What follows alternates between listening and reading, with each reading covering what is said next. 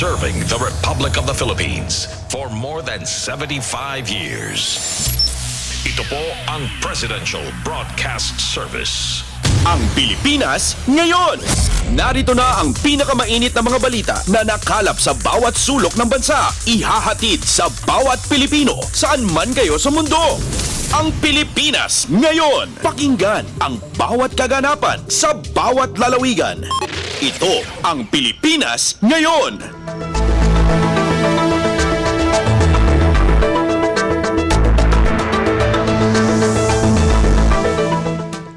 Magandang araw po sa ating mga tagapakinig. Welcome po ulit sa ating programang Ang Pilipinas Ngayon.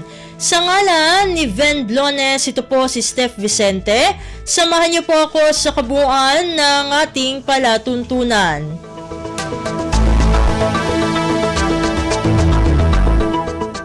Tulad ng dati, mapakikinggan po ang ulat ng ating mga kapatid na himpilan sa probinsya, ang ating mga segmentong balitang negosyo at kalakalan, balitang sports, at balitang artista, maging ang ilan sa mga pangunahing balita mula dito sa ating bansa. Yan po sa kabuuan ng ating palatuntunan, ang Pilipinas Ngayon. Kumpleto, detalyadong balitaan, di papahuli sa mahahalagang kaganapan. Kamustahin ang inang bayan, ang Pilipinas Ngayon!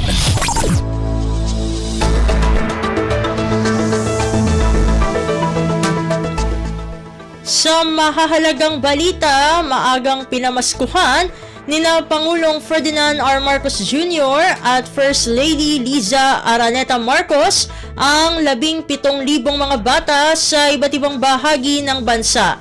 Pinangunahan ni Pangulong Marcos ang Balik Sigla Bigay Saya Day kung saan sa bayang nakatanggap ng mga regalo ang libu-libong mga bata mula sa mga shelter at ampunan.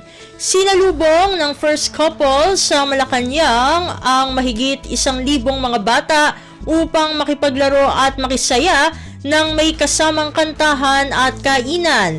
Magkakasabay na isinagawa sa 250 lugar sa iba't ibang bahagi ng Pilipinas ang pamahagi ng mga regalo sa pangunguna ng Department of Social Welfare and Development o DSWD kasama ang ibang pribadong sektor tulad ng Jollibee at San Miguel Corporation.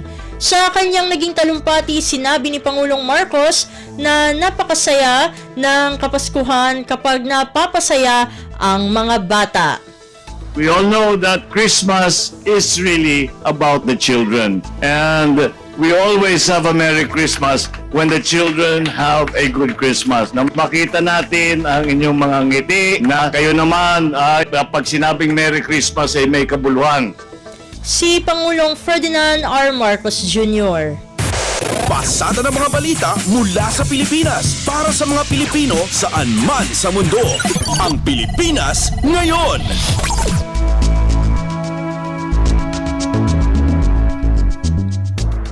Samantala, hinikayat ni Pangulong Ferdinand R. Marcos Jr. ang mga Pilipino na makipag-ugnayan at magsaya kasama ang pamilya ngayong panahon ng Kapaskuhan.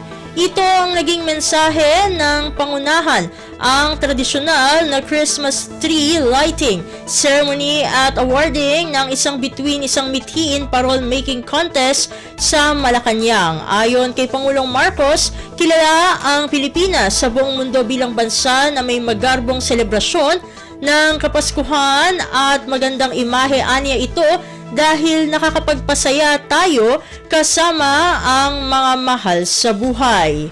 We have gained a reputation around the world for celebrating Christmas with more fervor than most other countries. And I think that that is a good thing because I think all of us Filipinos, we take Christmas as a time for reflection and a time to spend with your friends, your family, your loved ones.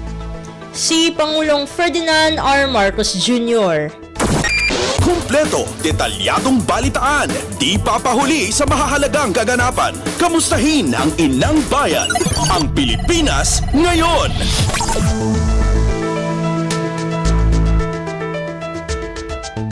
Sa iba pang mga balita, pagkakaroon ng Permanent Secretariat ng Asia-Pacific Parliamentary Forum, posibleng maisapinas sa susunod na pulong nito sa 2024. Ito ang itinulak ni House Speaker Martin Romualdez sa katatapos na pulong ng mga lehislador sa Asia-Pacific. Ang detalye ng balitang ito mula kay Kathleen Forbes. Positibo ang pagtanggap ng mga delegado ng Asia-Pacific Parliamentary Forum sa proposal ng Pilipinas na magkaroon ng isang permanenteng secretariat, ang APPF. Sa katatapos lang na pulo ng mga legislators sa Asia-Pacific, itinulak ni Speaker Martin Romualdez ang pagkakaroon ng permanent secretariat gaya ng sa ASEAN. Katunayan, inoffer-ani niya bilang co-chair ng 31st APPF ngayong taon na ang Pilipinas ang magsilbing pansamantalang lugar kung saan itatayo ang secretariat habang hindi pa naisa sa pinal. Posible naman anya na sa susunod na pulong ng APPF ay maisa sa pinal na ang plano. Habang hindi pa nakadecide kung saan talagang gagawin,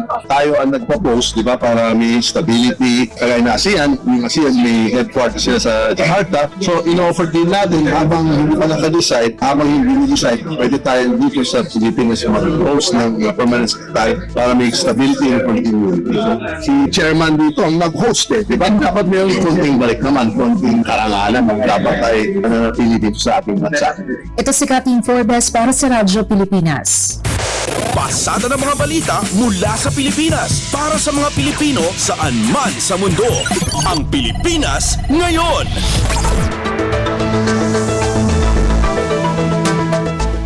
Samantala, malaki pa rin ang bilang ng mga pamilyang nananatili sa evacuation centers kasunod ng mga pagulan at pagbahang dulot ng shear line. Ayon sa Department of Social Welfare and Development o DSWD, mayroon pang 18,343 families o katumbas ng mahigit 76,000 individuals ang nananatili sa evacuation centers. Nasa 7,000 pamilya rin ang pansamantalang nakikitira sa kanilang mga kaanak. Kaugnay nito, nakapagtala ang DSWD ng 58 kabahayan na labis na nasira ng shear line habang 251 ang partially damaged. Tuloy-tuloy pa rin ang relief efforts ng DSWD sa mga lalawigang apektado na nakapaghatid na ng mahigit 73 milyong pisong halaga ng tulong sa mga apektadong lokal na pamahalaan. Una nang tiniyak ni DSWD Secretary Rex Gatchalian na sapat ang pondo at stockpiles ng relief goods para sa mga apektado ng shear line. Kumpleto, detalyadong balitaan, di papahuli sa mahahalagang kaganapan. Kamustahin ang inang bayan, ang Pilipinas ngayon.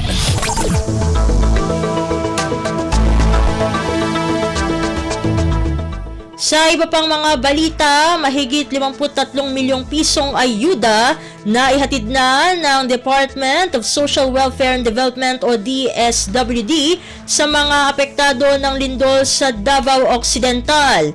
Ayon sa DSWD, na ipabot ang tulong sa 120 apektadong barangay sa Davao Region at Soc-Sargen, kabilang ang family food packs at cash aid na naipamahagi na sa Sarangani, Glan at General Santos City.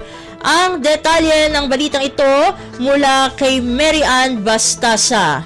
Nakatutok pa rin ang Department of Social Welfare and Development sa pagbibigay ng ayuda sa mga lalawigang naapektuhan ng tumamang magnitude 6.8 na lindol sa Davao Occidental kamakailan. Ayon sa DSWD, umakyat pa sa higit 53 milyon ang naipabot nitong tulong sa 120 apektadong barangay sa Davao Region at pati na sa Soc-Sargen. Kabilang rito ang family food packs at cash aid na naipamahagi na sa iba't ibang lugar sa Sarangani at General Santos City. Nito lamang linggo muling bumisita si DSWD Secretary Rex Gatchalian sa Sarangani para pangunahan ng payout ng cash aid sa ilalim ng Assistance to Individuals in Crisis Situation o AIC sa higit 1,000 apektadong residente. Nagsagawa rin ito ng inspeksyon sa ilang napinsalang prefektura maging sa command center at storage facility ng DSWD sa lalawigan. Ayon kay Secretary Gatchalian, bukod sa AIC, mamamahagi rin DSWD ng emergency cash transfer sa mga apektado simula sa Enero para makatulong sa kanilang tuloy-tuloy na recovery. As of November 26 ay umabot pa sa higit 16,000 pamilya o katumbas ng halos 80,000 individual ang naitalang apektado ng malakas na lindol. Ito si Mary Ann Bastasa para sa Radyo Pilipinas.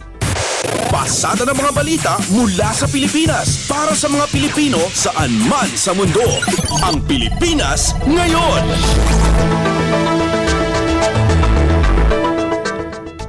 Nangako naman si Department of Social Welfare and Development o DSWD Secretary Rex Gatchalian na tuloy-tuloy na magbibigay ng tulong sa mga nabiktima ng 6.8 magnitude na lindol sa Sarangani sa Mindanao.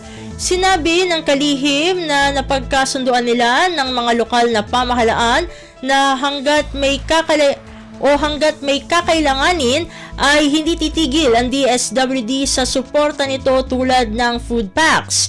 Hindi rin aniya ihihinto ang pagbibigay ng serbisyo sa pamagitan ng Assistance to Individuals in Crisis Situation o AICS program.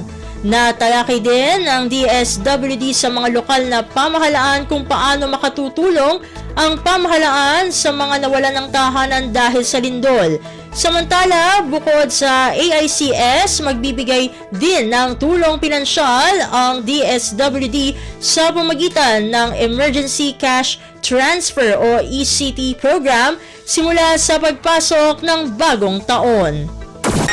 Kumpleto, detalyadong balitaan, di papahuli sa mahahalagang kaganapan. Kamustahin ang inang bayan, ang Pilipinas ngayon. Sa iba pang mga balita, Joint Maritime Cooperative Activities sa West Philippine Sea sa pagitan ng Armed Forces of the Philippines o AFP at Australian Defence Force o ADF, walang naiulat na hindi magandang pangyayari. Ayon kay AFP Chief of Staff General Romeo Bronner Jr., walang nangyari na hindi maganda sa nasabing pagsasanay maliban sa tinatawag na shadowing ng mga barko ng China, ang Joint Maritime Patrol kung saan inikutan ng dalawang Chinese fighter jets ang aircraft ng Philippine Air Force na nagsasagawa ng aerial patrol sa bisinidad ng Hubo Reef. Ang detalye ng balitang ito ihahatid sa atin ni Leo Sarne.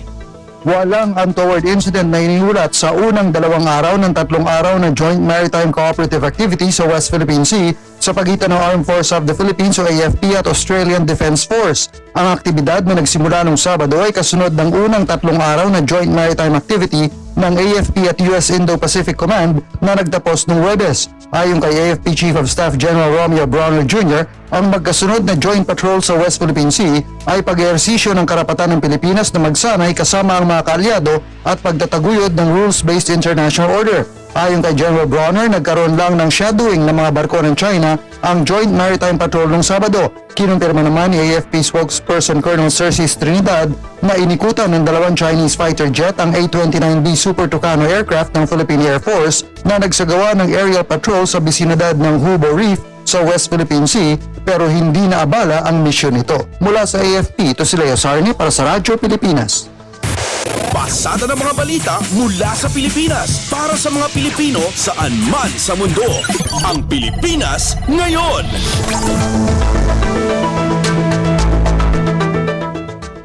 Malugod namang tinanggap ng Philippine National Police o PNP ang idineklarang amnestiya ni Pangulong Ferdinand R. Marcos Jr. sa mga rebeldeng grupo. Ayon kay PNP Public Information Office Chief at Spokesperson Police Colonel Jean Fajardo, ito ang tunay na hangarin ng pamahalaan kaya itinatag ang National Task Force to End Local Communist Armed Conflict o NTF-LCAC. Sinabi ni Fajardo na sa pamagitan ng amnestiya ay maaalis ang pangamba o pag-aalinlangan ng mga nalalabing miyembro ng NPA na bumaba ng bundok dahil sa takot na maaresto. Ito aniyang solusyon upang tuluyang mawakasan ang insurhensya sa bansa. Iginiit pa ni Fajardo na magandang senyales ang hakbang na ito na nagpapakita ng pagiging bukas ng pambansang pamahalaan sa mga rebeldeng na isumuko at magbalik loob. Tiniyak naman ni Fajardo na ibibigay ng pambansang pulisya ang buong suporta sa aksyon na ito ng Malacanang. Kumpleto, detalyadong balitaan, di papahuli sa mahahalagang kaganapan. Kamustahin ang inang bayan, ang Pilipinas ngayon.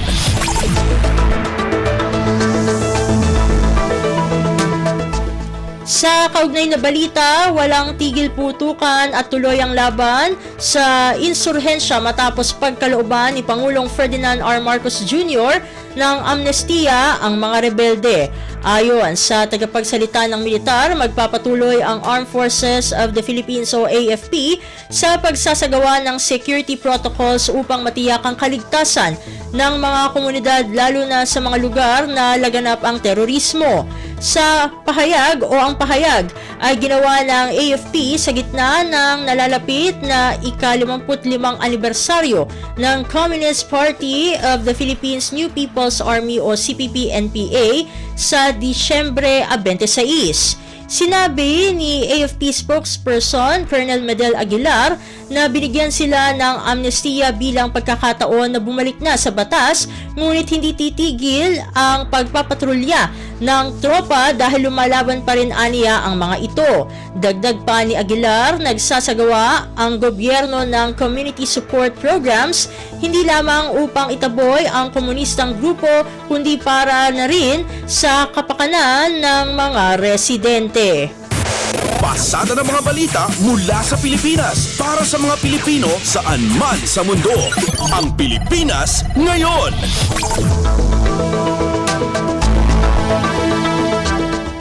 Samantala, nakatakdang humarap naman sa Disyembre 5 sa Commission on Appointments o CA si Agriculture Secretary Francisco Tiu Laurel para sa kumpirmasyon nito bilang kalihim.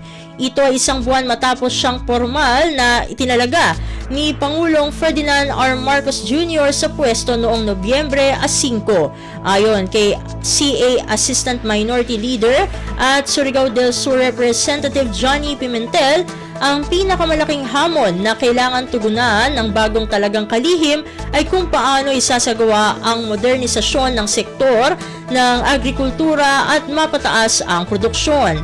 Sinabi pa ni Pimentel na marami sa pamilyang Pilipino sa ngayon ang hirap makapaghain ng sapat na pagkain dahil sa mataas na presyo ng bilihin.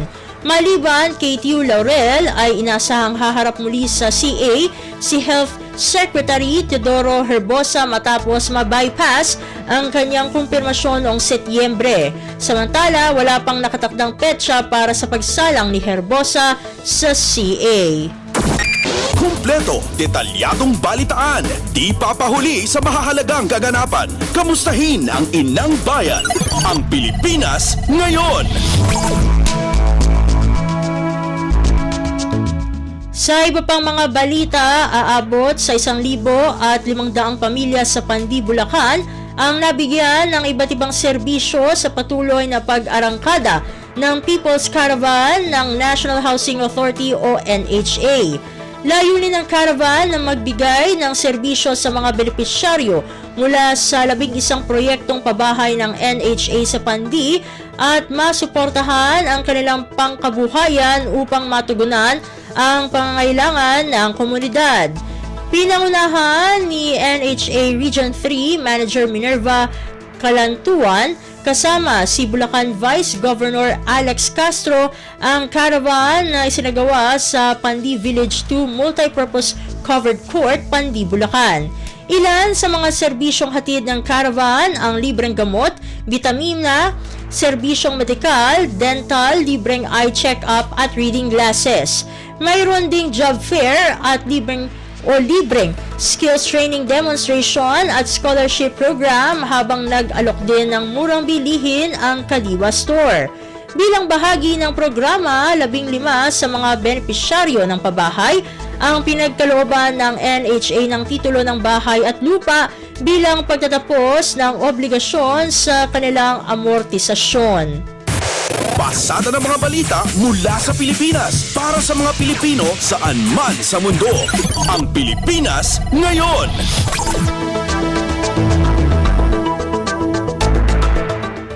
Samantala, pumalo na sa 469 na milyong piso ang halaga ng pinsala sa infrastructure projects ng Department of Public Works and Highways o DPWH Region 8 dulot ng epekto ng shear line sa Northern Samar, Eastern Samar at Samar. Ayon sa ulat ng DPWH, nasa 215.5 million pesos na halaga ng totally damaged infrastructure habang 253.9 million pesos ang partially damaged infra projects. Kabilang sa mga nasira ang mga kalsada, tulay, flood control projects at iba pang infrastruktura.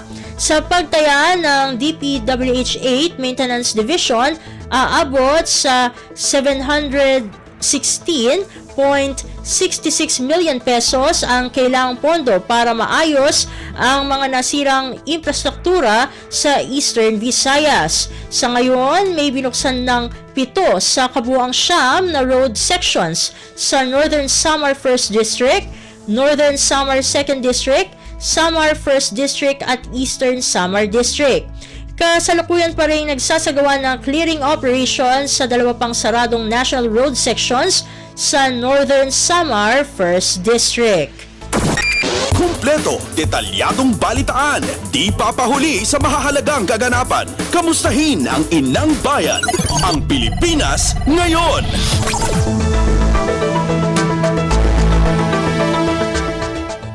At yan ang mga mainit na balita para sa araw na ito. Samantala, ating antabayanan ang mga ulat mula sa ating mga kapatid na himpilan sa probinsya para sa ating regional news. Balita mula sa lalawigan sa bawat rehiyon ng ating bayan. Dito sa Ang Pilipinas Ngayon.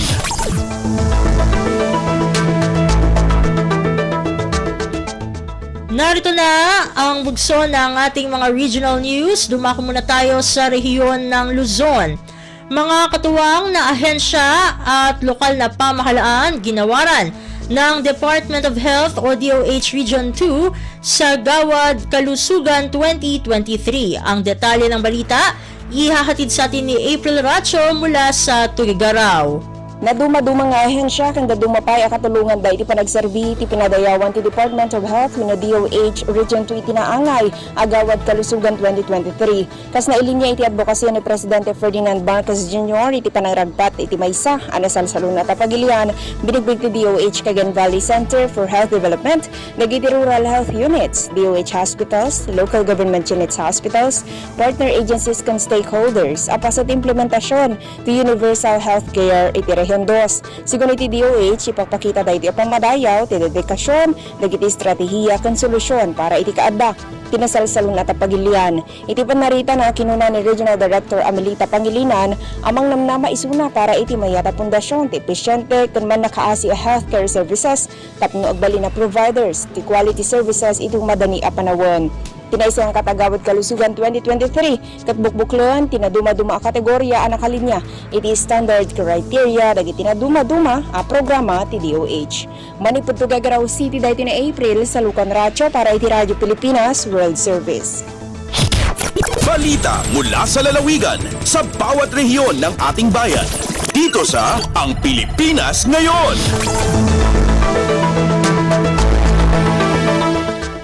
Inyong napakinggan ang ulat ni April Racho mula sa Tugigaraw. Alamin naman natin ang balita mula sa Baguio City franchise renewal ng Benguet Electric Cooperative.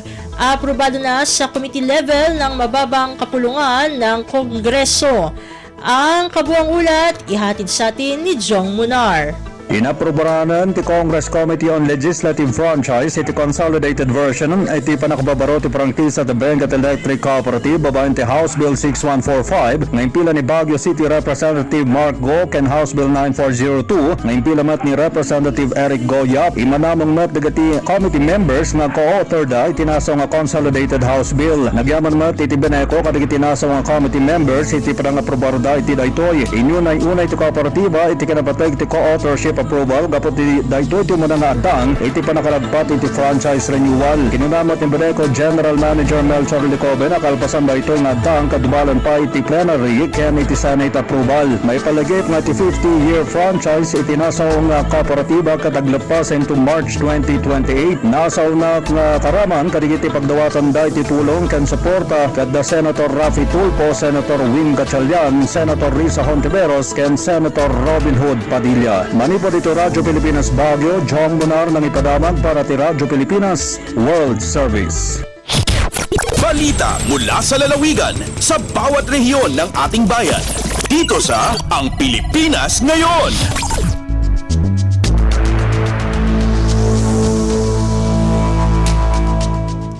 Inyong napakinggan ang ulat ni Jong Monar mula sa Baguio City. Pumunta naman tayo sa Virac. Solo parent sa Masbate City si nanay sa paggawa ng kakanin para maging pandagdag sa kanilang kabuhayan.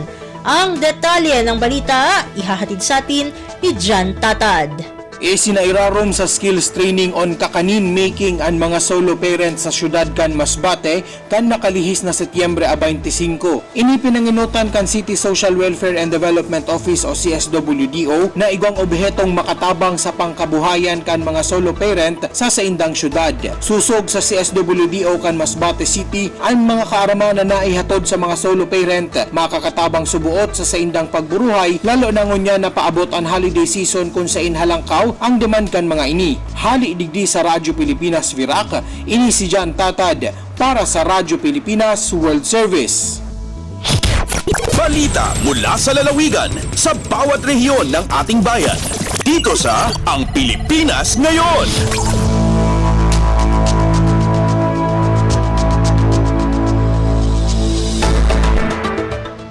Inyong napakinggan ang ulat ni Jan Tatad mula sa Virac. Dumako naman tayo sa rehiyon ng Kabisayaan, lokal na pamahalaan ng lalawigan ng Cebu na nawagan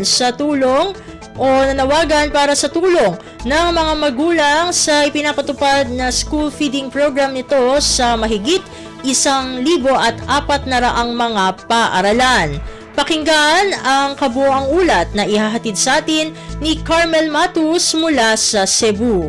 Nanawagan si Cebu Governor Gwendolyn Garcia sa tabang sa mga ginikanan aron mapadayon ang gihimo nilang feeding program karon sa mga tunghaan nga gipondohan usab sa lokal nga gamhanan sa lalawigan sa Cebu. Sa usa ka pakigpulong nga iyang gipatawag ni atong weekend, gipahimug-atan sa gobernadora nga mahimo nga malampuson ang maong programa kundi tungod usab sa aktibo nga partisipasyon sa mga ginikanan ilabi na sa pagluto sa mga pagkain nga giandam ngadto sa mga nagkalain-laing mga tunghaan. Matud pa ni Garcia, magpadayon ang iyahang tinguha. Ilabi na ang tinguha sa lokal nga kamhanan nga tubagon ang nutritional needs sa mga bata. Gisugdan na sa lokal nga kamhanan sa lalawigan sa Cebu ang feeding program ni ini nga diin makabenepisyo ang ana sa kapin sa 1,400 ka mga tunghaan. Diin target nila nga makabot ang 800,000 ka mga bata. Ang lokal nga kamhanan sa lalawigan sa Cebu kay naggahin og 197 million pesos nga inisyal nga pondo alang sa bugas ug mga kagamitan ni ini samtang ang Parents Teachers Association sa matag tunghaan mawang in charge sa pagluto, pagpreparar ug yun man pagpanghatag ni ini ngadto sa mga tinunaan. Gikan dinhi sa Cebu kini si Carmel Matos para sa Radyo Pilipinas World Service. Balita mula sa lalawigan sa bawat rehiyon ng ating bayan. Dito sa Ang Pilipinas Ngayon.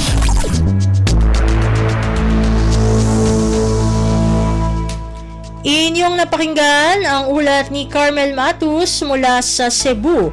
Pumunta naman tayo sa Iloilo, National Bike Day 2023, matagumpay na idinaos sa Iloilo City. Narito ang detalye ng balita na ihahatid sa atin ni Paul Tarosa.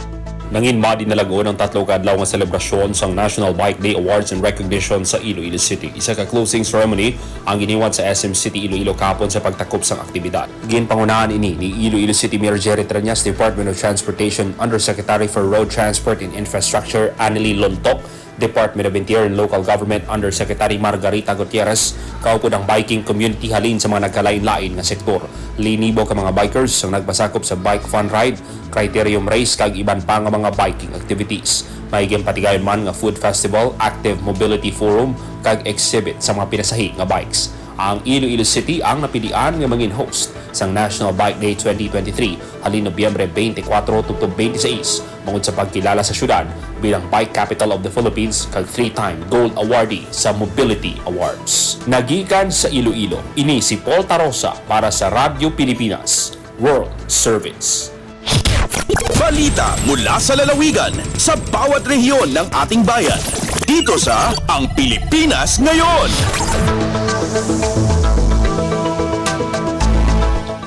Inyong napakinggan ang ulat ni Paul Tarosa mula sa Iloilo. Dumako naman tayo sa rehiyon ng Mindanao, Barangay Mandug. Maglalagay ng tanod sa tabi ng ilog matapos malunod ang 3 mag-aaral. Ang kabuang ulat ihahatid sa atin ni Sheila Lisondra mula sa Davao. Pabantayan na og mga barangay tanod sa Barangay Mandug ning Dakbayan sa Davao ang sapa sa Liloan Riverside aron pagsiguro nga adunay mobadlong sa mga buot maligo sa maong sapa, ilabi na sa mga dayo nga sagad mao'y malumos. Sumala pa kang Barangay Captain Ray Atutan sa Barangay Mandug. Gawa sa Barangay Tanod butangan usab og mga signages ang maong lugar aron pagpahibalo sa mga tao nga delikado liguan ang maong sapa. Dungan niini nagpaymang no usab ang opisyal sa mga ginikanan nga ilang bantayan ug badlungon ang ilang mga anak aron dili mabutang sa delikado ang ilang kinabuhi. Kay dumaan nga patay ang tulog ka mga estudyante sa Buangin Central Elementary School. Human nga nalumos diyang naligo sa sapa sa Mandug bandang alas 2 sa hapon sa Biyernes. Sa investigasyon sa Mandug Police Station, nagkasinabot matud pa ang tulog kauban ang laing 2 pa ka mga higala niini nga magkating classes aron maligo sa sapa sa maong lugar. Subay sa report na 4 sa 5 ang nangaligo sa maong sapa apan mikusog ang sulog niini kun asa usa lang ang nakaluwas sa mga nangaligo. Gitabang pa sa mga rescuers sa Barangay Mandug og Central 911 Search and Rescue Team o gisuwayan pag CPR apan wala na kini ma-revive. Report gikan Davao City, Sheila Lisondra alang sa Radyo Pilipinas World Service. Balita mula sa lalawigan sa bawat rehiyon ng ating bayan. Dito sa Ang Pilipinas Ngayon.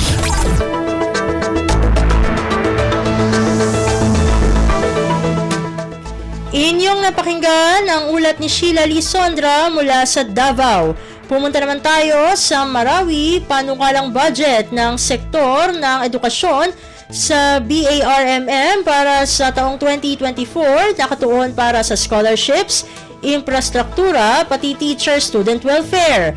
Ang detalye ng balita, ihatid sa atin ni Johania Yusof.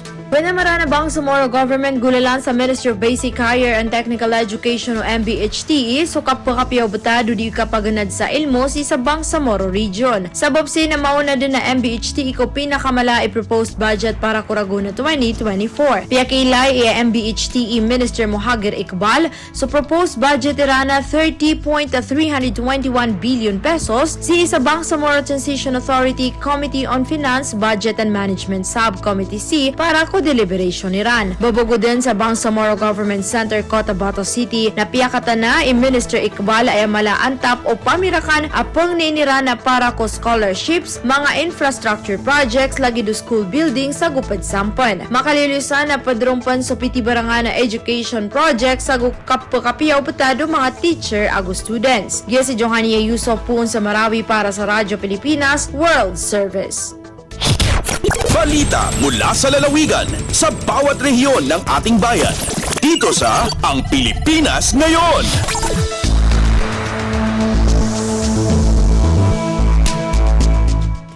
Inyong napakinggan ang ulat ni Johania Yusof mula sa Marawi. At dito na natatapos ang ating regional news. Narito naman ang ating segmentong Balitang Negosyo at kalakalan na susundan ng segmentong Balitang Sports. Parehas na ihahatid sa atin ng ating kasamang si Leo Magpayo. Lagay ng ekonomiya, kalakalan, negosyo at iba pa. Atin ang alamin dito sa Ang Pilipinas Ngayon. Magandang araw, narito na po ang Balitang Business. Tumaas ang benta ng sasakyan ng 18.6% nitong Oktubre kumpara sa nakalipas na taon, subalit bumaba naman ito ng 1.3% kumpara sa nakalipas na buwan. Sa isang ulat ng pinagsamang datos ng Chamber of Automotive Manufacturers of the Philippines Incorporated o CAMPI at ng Truck Manufacturers Association o TMA, ipinakita na tumaas ang benta ng mga bagong sasakyan sa 38,128 units nitong Oktubre mula sa 32,146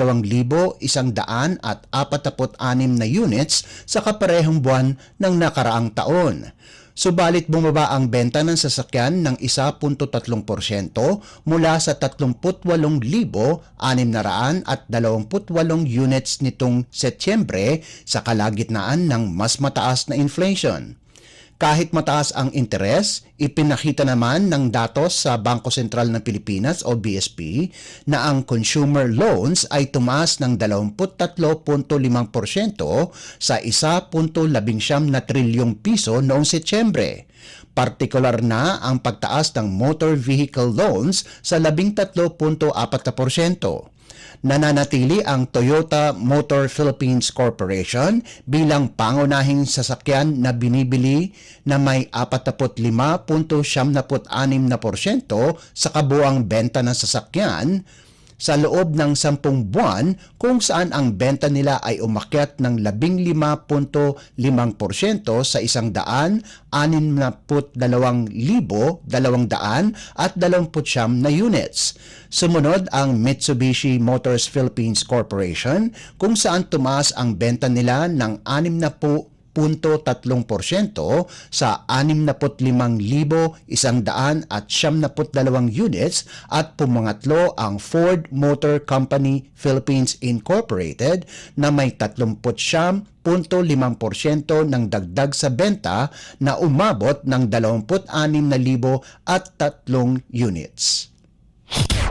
Lagay ng ekonomiya, kalakalan, negosyo at iba pa. Atin ang alamin dito sa Ang Pilipinas Ngayon.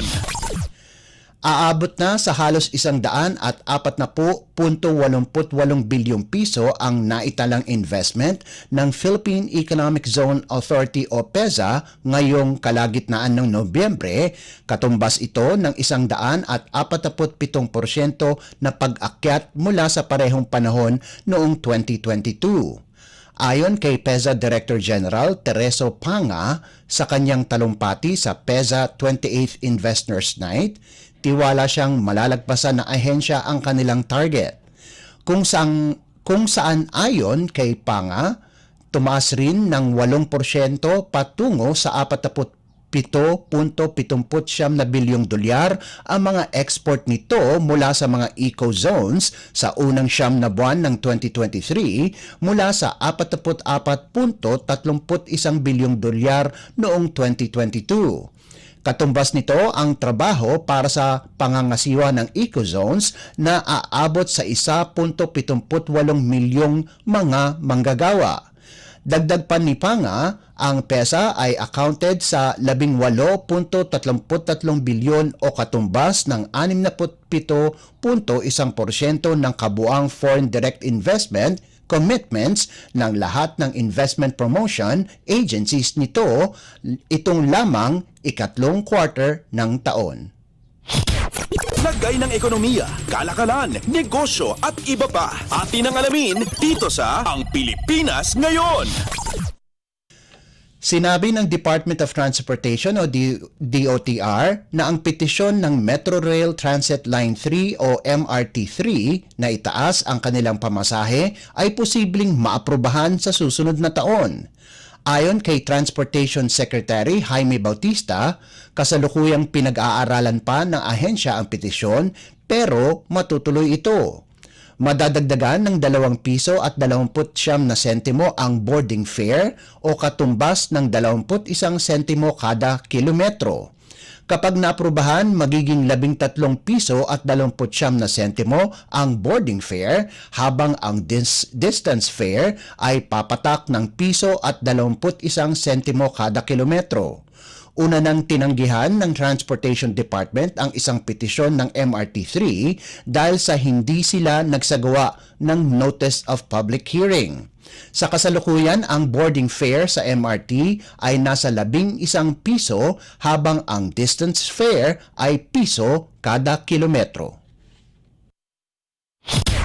Lagay ng ekonomiya, kalakalan, negosyo at iba pa. Atin ang alamin dito sa Ang Pilipinas Ngayon.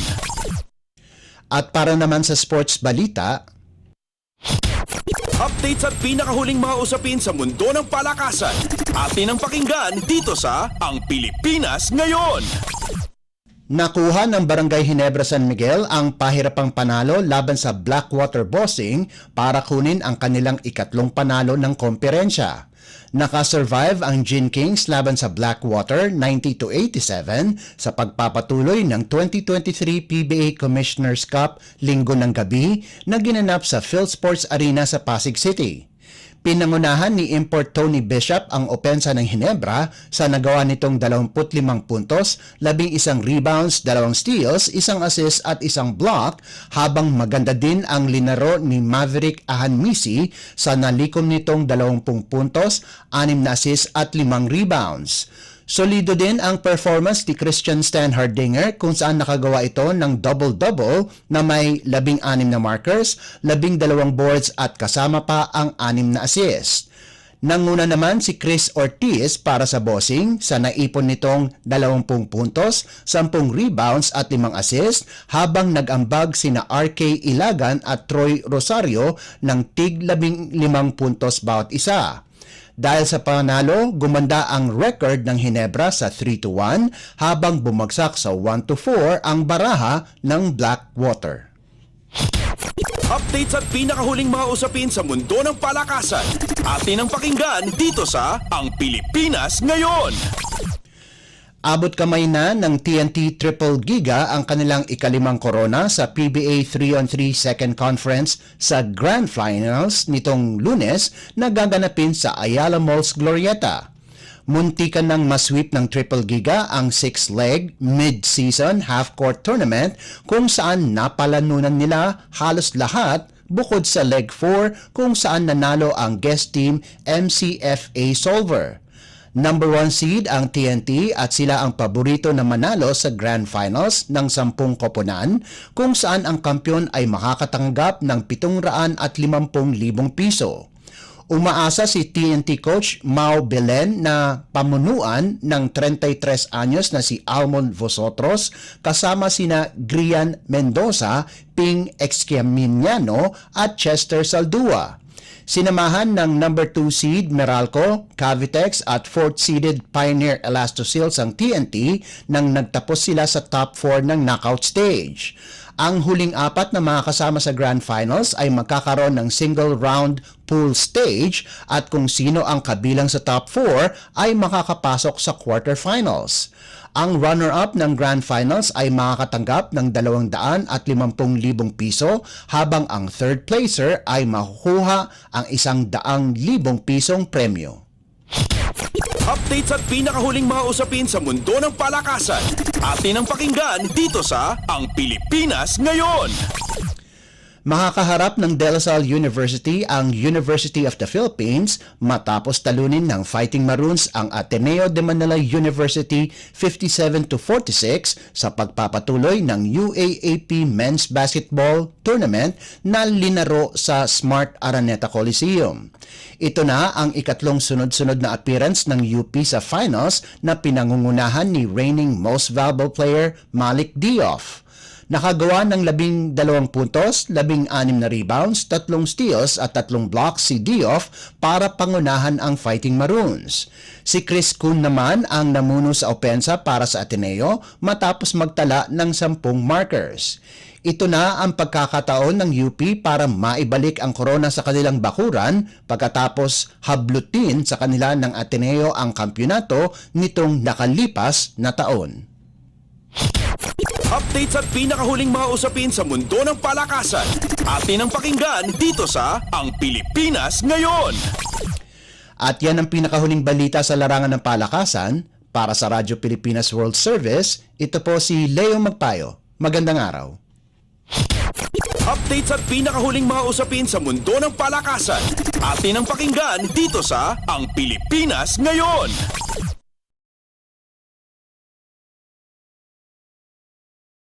Maraming salamat, Leo, para sa ating segmentong Balitang Negosyo at Kalakalan at segmentong Balitang Sports. Para naman sa ating mga kachismis, narito na ang ating segmentong Balitang Artista kasama ang nag-iisang si Mama JT.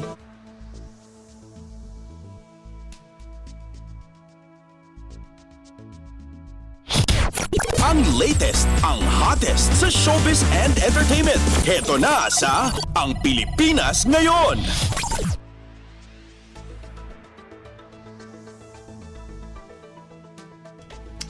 Hello! Magandang araw sa ating mga chismoso at chismosa na nag-aabang ng ating balitang artista. Nandito na si Mama JT para magatid ng mga trending na balita sa mundo ng showbiz. O ito na ang ratsyada ng mga chika.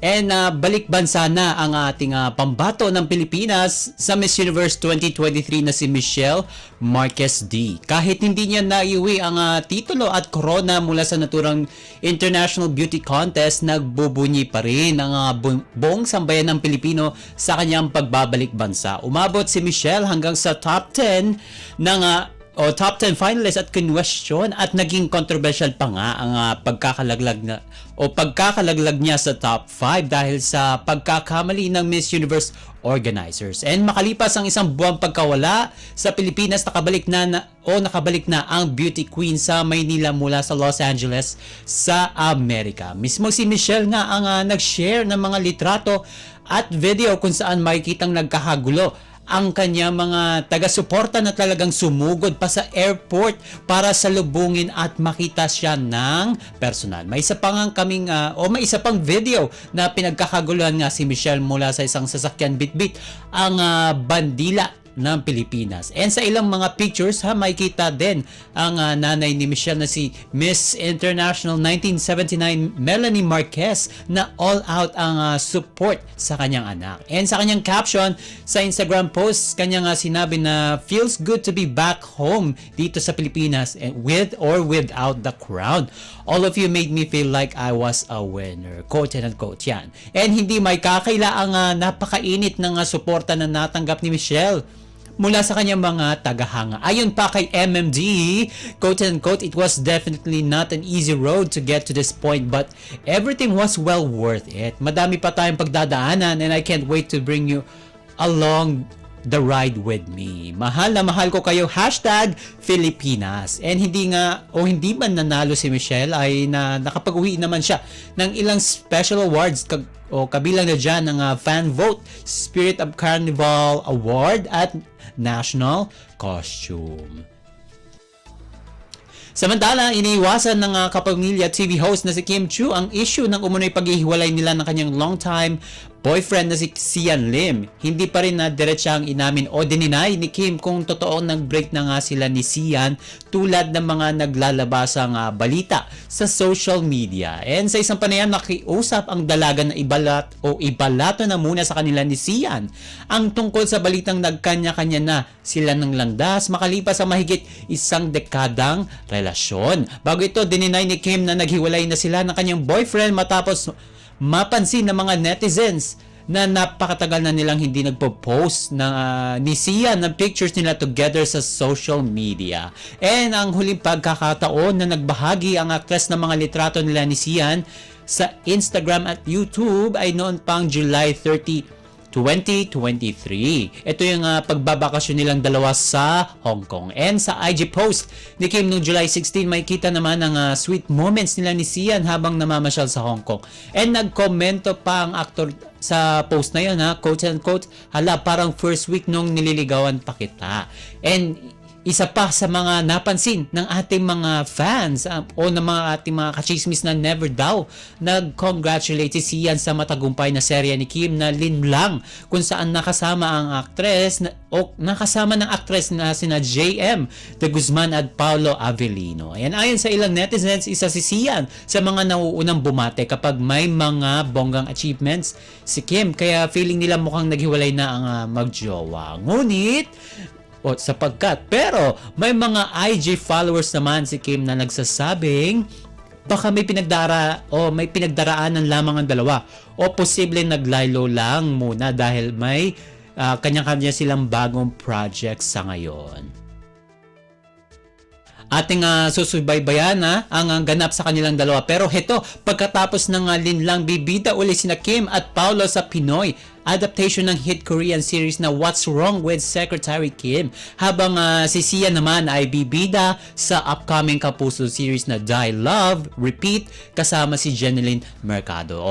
May mga dalawa tayong mga teleseries na aabangan, mga kachismis. And ito pa nag-throwback si Alessandra De Rossi sa naging struggles at challenges na hinarap niya bilang actress, lalo na nung baguhan pa lamang siya sa larangan ng pag-arte. And sa panayan ng veteran entertainment writer at talent manager na si Aster Amoyo sa kanyang YouTube channel na TikTok, inamin ni Alessandra na marami na siyang tinanggihang offer dahil hindi siya naniniwala sa ipinaglalaban ng proyekto at sa mga ipinapagawa sa kanya. Sabi nga ni Alessandra, quote and quote, it's the role, it's the message, it's the co-actor, yung ganon. Parang wag naman yan, may ganon ako. And dito na ibahagi ng actress ang naging experience na sa isang direktor na ipinahiya siya matapos tumangging gawin ang isang eksena.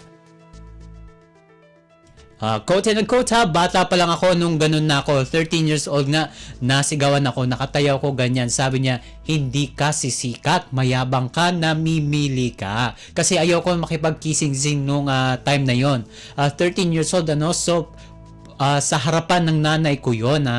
And kumbaga mga kachismis hindi nga nagustuhan ng younger Alessandra ang ipinapagawa ng director sa kanya. Patuloy pa niya, quote and quote, in my head pwede palang lumaban pag sobra na. Doon ko nakita sa mami ko na hayaan mo muna siyang tumalak ng 30 minutes kapag sumobra na, kapag yung hostisya na pwede mong isigaw, di ba? Pwede na. O di ba parang ipinaglaban pa siya ng kanyang mother doon sa nasabing director sa pinapagawa sa kanyang role. And doon nga napagtanto ni Alex na kailangan niyang mamili ng projects kung ang kapalit nito ay ang kanyang puri at dangal. And iniisip daw din kasi niya ang kanyang mga taga-suporta at kung ano ang posible maging epekto ng gagawin niya sa pelikula o teleseries sa mga manonood. And bibida si Alessandra sa GMA Pictures at GMA Public Affairs movie na Firefly na isa sa mga official entries sa gaganaping Metro Manila Film Festival 2023. And OMG, wala na tayong oras para sa ating balitang artista. Maraming salamat mga kachismis sa pakikinig sa aking mga chika for today. Ako po si Mama JT para sa Radyo Pilipinas World Service. Ang latest, ang hottest sa showbiz and entertainment. Heto na sa Ang Pilipinas Ngayon.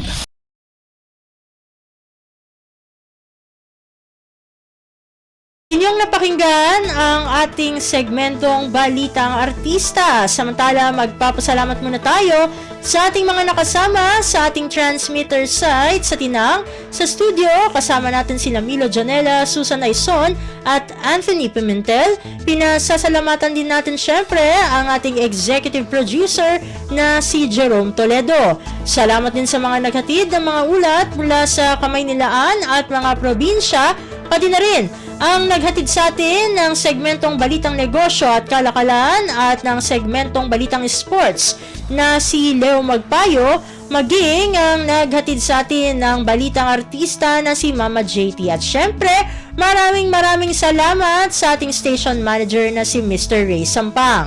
Maraming salamat po hanggang sa susunod na edisyon ng ating palatuntunan. Huwag kalimutang mag-like, mag-follow at mag-subscribe na sa mga social media account ng Radyo Pilipinas World Service upang maging lagi updated sa mga mahahalagang balita.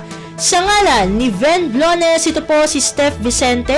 Mabuhay po tayong mga Pilipino.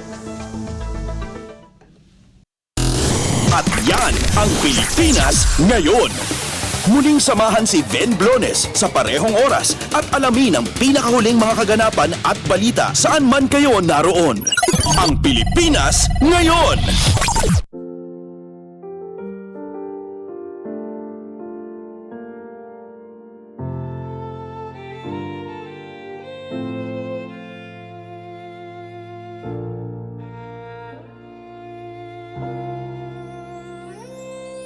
Ang tanging may pamamaan ako'y edukasyong Pilipino. Tinuturong galing at talino para maabot ang pangarap mo.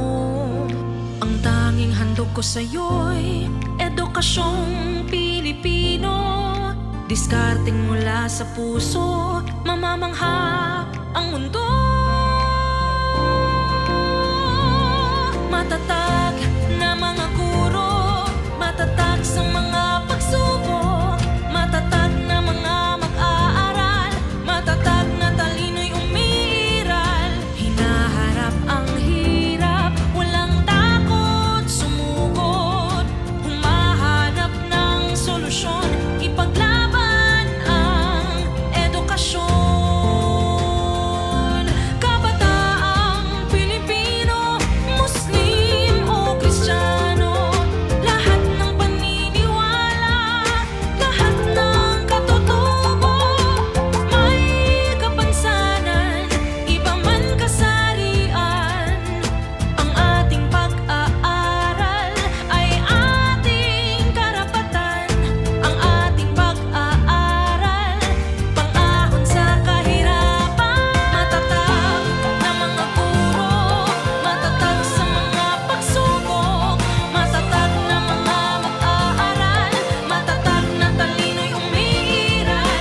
Hinaharap ang hirap, walang takot sumugod, humahanap ng solusyon, ipaglaban ang edukasyon.